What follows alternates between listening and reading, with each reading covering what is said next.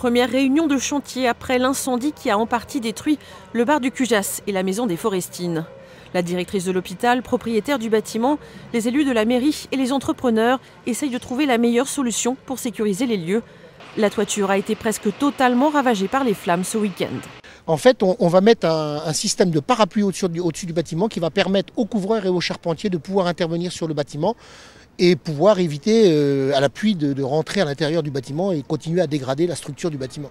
L'immeuble, d'architecture haussmannienne, n'est pas classé monument historique, mais il se trouve dans le secteur sauvegardé. À ce titre, il ne peut pas être modifié ou démoli sans l'accord des Bâtiments de France.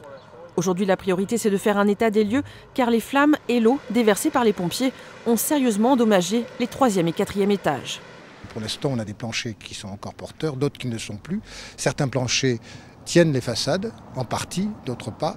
Donc si vous voulez, il faut que très vite, à travers une mise hors d'eau, une première étape de mise hors d'eau, on puisse faire des sondages intérieurs et de façon un peu chirurgicale, aller voir ce qui est à démolir de ce qui peut rester, bien sûr, en place. Le feu a pris dans une cuisine du restaurant au 1er étage. Une friteuse serait à l'origine du sinistre. Les travaux pourraient durer 2 ans. En attendant, les employés du Cujas et des Forestines sont au chômage technique. L'immeuble pourrait s'effondrer. Il y a tout un travail d'experts qui est en cours.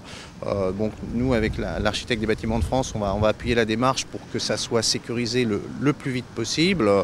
La rue Moyenne est toujours interdite aux automobilistes. Un nouveau plan de circulation est à l'étude. Et le temps presse car il ne reste que 2 semaines avant le début du printemps de Bourges.